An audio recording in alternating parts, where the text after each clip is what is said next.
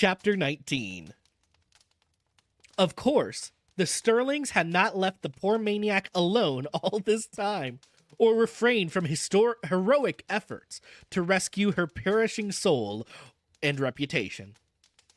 Uncle James, whose lawyer had helped him as little as his doctor, came one day and, finding Valancy alone in the kitchen as he supposed, gave her a terrible talking to, told her she was breaking her mother's heart and disgracing her family.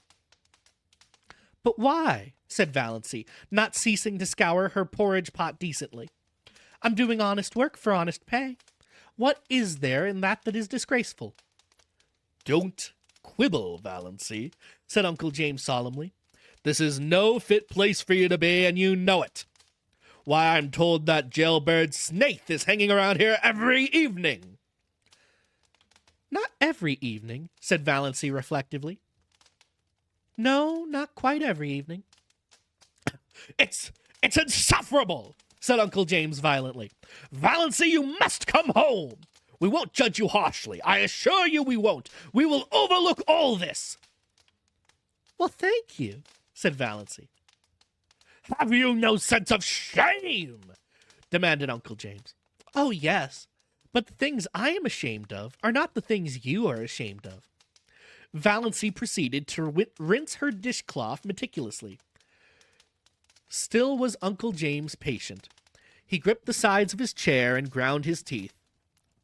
"We know your mind isn't just right. We'll make allowances, but you must come home. You shall not stay here with that drunken, blasphemous old scoundrel." "Were you by any chance referring to me, Mr. Sterling?" demanded Roaring Abel, suddenly appearing in the doorway of the back veranda, where he had been smoking a peaceful pipe and listening to old Jim Sterling's tirade with huge enjoyment. His red beard fairly bristled with indignation, and his huge eyebrows quivered. But cowardice was not among James Sterling's shortcomings. "I was. And furthermore, I want to tell you that you have acted like an iniquitous part in luring this weak and unfortunate girl away from her home and friends, and I will have you punished yet for it." James Sterling got no further.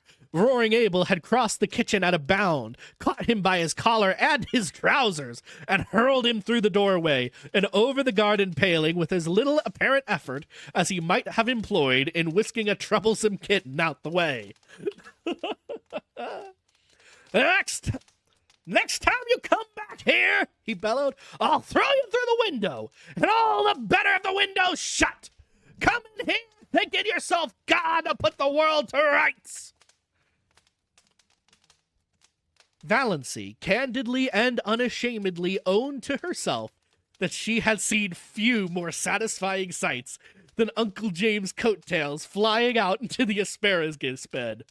She had once been afraid of this man's judgment. Now she saw rather clearly that he was nothing but a rather stupid little village tin god. Roaring Abel turned with his great broad laugh. He'll think of that for years when he wakes up in the night. The Almighty made a mistake in making so many Sterlings. But since they are made, we gotta reckon with them. Too many to kill out. But if they come here bothering you, I'll shoo 'em off before a cat could lick its ear. The next time they sent Dr. Stalling, surely Roaring Abel would not throw him into the asparagus beds. I'm sorry, this is just so much like home. Dr. Stalling was not so sure of this and had no great liking for the task. He did not believe Valancy Sterling was out of her mind. She had always been queer. He, Dr. Stalling, had never been able to understand her. Therefore, beyond doubt, she was queer. She was only just a little queerer than usual now. And Dr. Stalling had his own reasons for disliking Roaring Abel. When Dr. Stalling had first come to Deerwood, he had had a liking for long hikes around Missatua and Muskaka. On one of those occasions he had got lost, and after much wandering had fallen in with Roaring Abel with his gun over his shoulder. Dr. Stalling had contrived to ask his question in about the most idiotic manner possible. He said, "Can you tell me where I'm going?" "How the devil should I know where you're going, Goslin?" retorted Abel contemptuously. Dr. Stalling was so enraged that he could not speak for a moment or two, and in that moment Abel had disappeared into the woods. Dr. Stalling had eventually found his way home, but he had never hankered to encounter Abel Gay again. Nevertheless, he came now to do his duty. Valancy greeted him with a sinking heart. She had to own to herself that she was terribly afraid of Dr. Stalling still. She had a miserable conviction that if he shook his long, bony finger at her and told her to go home, she dared not disobey. This is Dr. Stalling, the priest, by the way, not the doctor. He's a doctor of a different kind.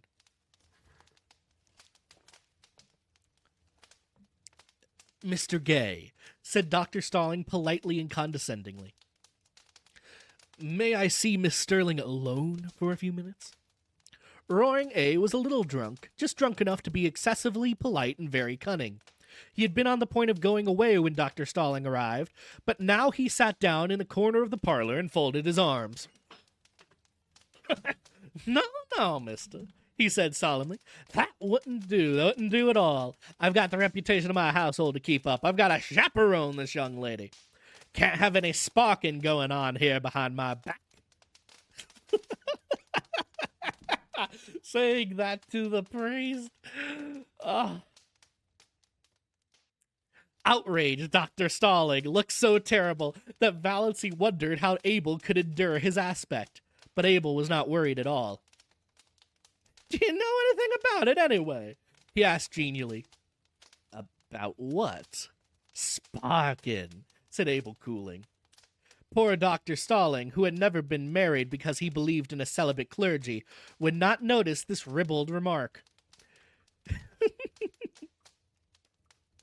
He turned his back on Abel and addressed himself to Valancy. Miss Sterling, I am here in response to your mother's wishes. She begged me to come. I'm charged with some messages from her. Will you, he wagged his forefinger, will you hear them? Yes, said Valancy faintly, eyeing the forefinger. It had a hypnotic effect on her. The first is this. If you will leave this house, injected Roaring Abel. House. Troubled with an impediment in his speech, ain't you, mister? This place? And return to your home, Mr. James Sterling will himself pay for a good nurse to come here and wait on Miss Gay. Back of her terror, Valancy smiled in secret. Uncle James must indeed regard the matter as desperate when he would loosen his purse strings like that. At any rate, her clan no longer despised her or ignored her. She had become important to them. That's my business, mister, said Abel. Miss Sterling can go as she pleases, or stay if she pleases. I made a fair bargain with her, as she's free to conclude it when she likes. She gives me my real meals that stick to my ribs. She don't forget to put salt in the porridge. She never slams doors, and when she has nothing to say, she don't talk. That's uncanny in a woman, you know, mister. I'm satisfied. If she isn't, she's free to go. But no woman comes here in Jim Sterling's pay. If anyone does, Abel's voice was uncannily bland and polite. I'll splatter the road with her brains. Tell him with A. Gay's compliments. Yep, this is home.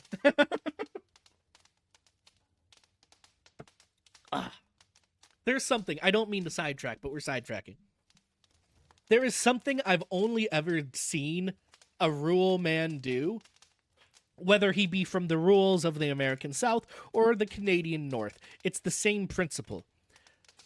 We have, in our ability, to say the most threatening things with the utmost sincerity and politeness, knowing that, in fact, the threat that we offer is enough to keep the peace, and thus there is no real reason for anger, unless unduly provoked. That's why he said it like that. I'll splatter the road with her brains. That's exactly what I'm talking about. That threat of violence delivered so coolly and with such confidence will always, always promote peace, simply through dissuading action on the other party's side. That is not a skill that a big city man has. It simply isn't. That is something only the rural man understands, because only the rural man cares about his community enough to keep the peace. The city man goes about wherever he likes, being loud and boisterous, insulting whomever he wishes because he has no community to speak of. The city is too large to have a real community, so he has never learned the real skill of peacekeeping. And yes, what Abel's saying here is horrifying, but understand, he is saying it to keep the peace of his household. And that's why he can say it with such cool confidence that rattles the bigger city men like the Dr. Stalling. That's something only a rural man can do, because only a rural man has learned that skill. The city man has no need of it. Though, in reality, if the city man did learn that skill, he would find himself promoted among his peers.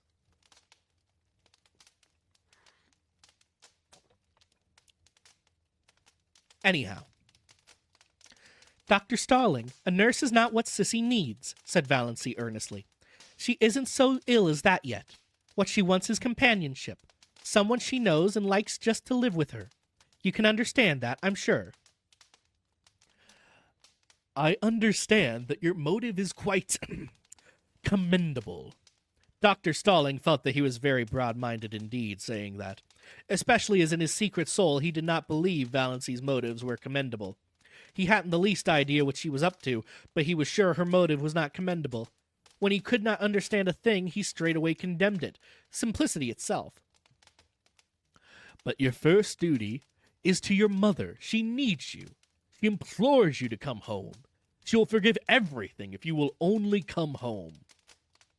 That's a pretty little thought, remarked Abel meditatively, as he ground some tobacco up in his hand.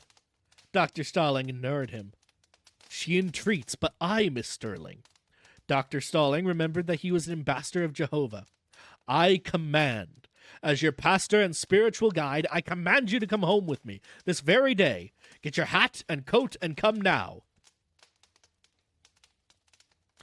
Dr. Stalling shook his finger at Valancy as he said this, and before that pitiless finger she drooped and wilted visibly.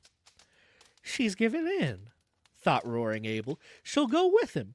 Beats all the power these preacher fellows have over women. Valancy was on the point of obeying Dr. Stalling. She must go home with him and give up. She would lapse back to Doss Sterling again, and for her remaining days or weeks be the cowed, futile creature she had always been. It was her fate, typified by that relentless uplifted forefinger. She could no more escape from it than Roaring Abel from his predestination. She eyed it as the fascinated bird fears the snake. Another moment. Fear is the original sin, suddenly said a small, still voice, away, back of Valancy's consciousness. Almost all the evil in the world has its origin in the fact that someone is afraid of something. Valancy stood up. She was still in the clutches of fear, but her soul was her own again, and she would not be false to that inner voice. Dr. Stalling, she said slowly, I do not at present owe any duty to my mother. She is quite well. She has all the assistance and companionship she requires. She does not need me at all. I am needed here. I am going to stay here. There's spunk for you, said Roaring Abel admiringly. Dr. Stalling dropped his forefinger. One could not keep on shaking a finger forever. Miss Sterling, is there nothing that can influence you? Do you remember your childhood days? Perfectly, and I hate them. Do you realize what people will say? What are they saying? I can't imagine it, said Valancy, with a shrug of her shoulders. She was suddenly free of fear again. I haven't listened to the gossip of Deerwood tea parties and sewing circles 20 years for nothing. But Dr. Stalling, it doesn't matter to me in the least what they say. Not in the least. Dr. Stalling went away then. A girl who cared nothing for public opinion. over whom sacred family ties had no restraining influence, who hated her childhood memories. Oh, good Lord. Then cousin Georgiana came. On her own initiative, for nobody would have thought it worthwhile to send her.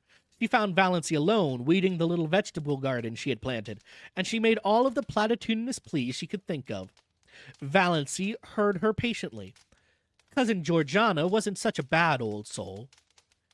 Then she said, "And now that you have got that all out of your system, Cousin Georgiana, can you tell me how to make cream cornfish so it will not be as thick as porridge and as salt as the Dead Sea?"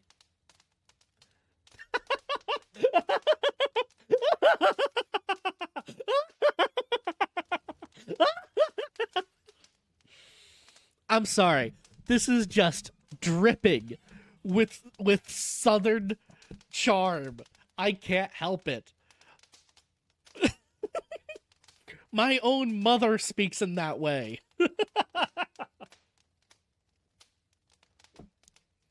In fact, now that I think of it, my mother is not completely unlike Valancy Sterling. Something for me to think about, possibly. Uncle Benjamin would say later, "We'll just have to wait. After all, Sissy Gay can't live long. Dr. Marsh tells me she may drop off any day." But Mrs. Frederick wept. It would really have been so much easier to bear if Valancy had died. She could have worn mourning clothes then. That's the end of chapter 19. So much easier if Valancy had died. What a sick mind for a parent to have. That it would be better if their child died than possibly disgrace them in the public image. That's such a sick mind. I know that that's something that we all inherently understand is sick, but it does bear pointing out. Mostly because there are some people today who think this way. But it is, in fact, indicative of a rather sick mind to think like that.